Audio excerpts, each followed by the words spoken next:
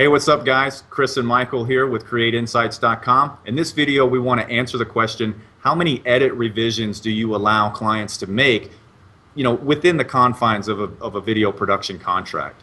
Michael, what's your philosophy on that? Yeah, typically what we try to do is get them where, a big thing is to make sure that you get all the main decision makers to see the video on like the first round you send them, because we've had problems in the past where you send something out, you get a change back, and maybe the person you were dealing with saw it but no one else. They gave you a few changes. Now all of a sudden 5 or 6 other people see it, and you start going down this rabbit hole of just changes after changes after changes. So you really need to set in place what the expectation is. And for us overall, we really try to stick it 1 or 2 max. I mean, we try to make sure it's like, see the video, give us a set of changes, maybe see it one more time, and then finalize it up. And make sure that everybody sees it that needs to, have a decision on what the changes may be, so that it doesn't just keep happening. You need to have it in a contract too to make sure that you prevent that from happening. Otherwise, it's endless. I mean, I know you've probably had things where you just are change after change after change. If you don't put it up there where this is it,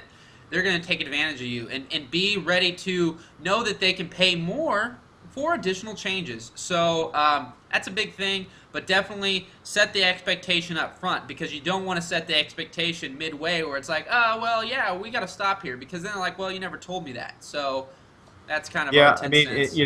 What I try to do is put it in the contract. I try to set the expectation that says, look, we're going to make 2 rounds of revisions within the budget that we have. So we're going to bust our butts, do a great job. Then you're going to get to look at it, make the first round, give it back to us. We make the changes. We give it back to you. You're going to get an opportunity to make a second round of revisions, and that's it. Now, granted, it is subjective, sometimes based on the client relationship. Yes. Or how it's going. Maybe the extra rounds of revisions took 5 minutes each. So, Yeah. we want to be, the bottom line is be easy to work with, but have something in your contract that you can go back to and reference. So if you feel like you're being taken advantage of, you can say, hey, listen, this is what the contract says, so we need to stick to that. Now, with that being said, when a client, when I send a video to be looked at and they send me back like 2 quick notes that they have, well, hey, can we change this and this?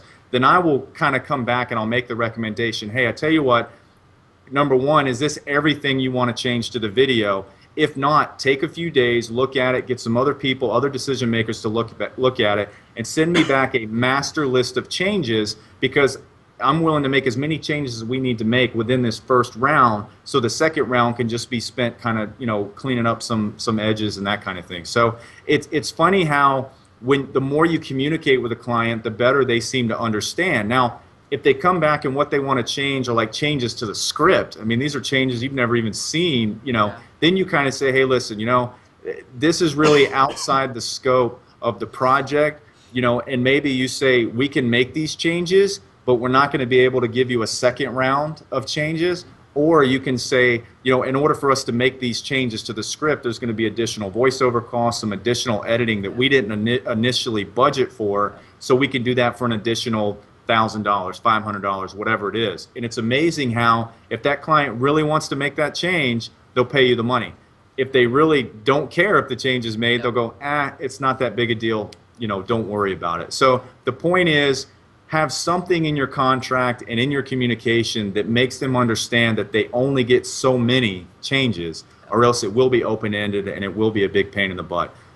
Since we're talking about contracts, check out the product that we have at howtowritevideoproposals.com. It gives you my 30-step process, basically, that from the beginning of a relationship with a customer all the way to the end to get them to sign that contract. The proposal writing system is in that. And also, if you want to learn more about how to grow your video production company, make sure you check us out at KRE8Insights.com. That's KRE8Insights.com. Michael, it's a pleasure, buddy. Rock and roll, guys. Talk to you next time. All right, take care.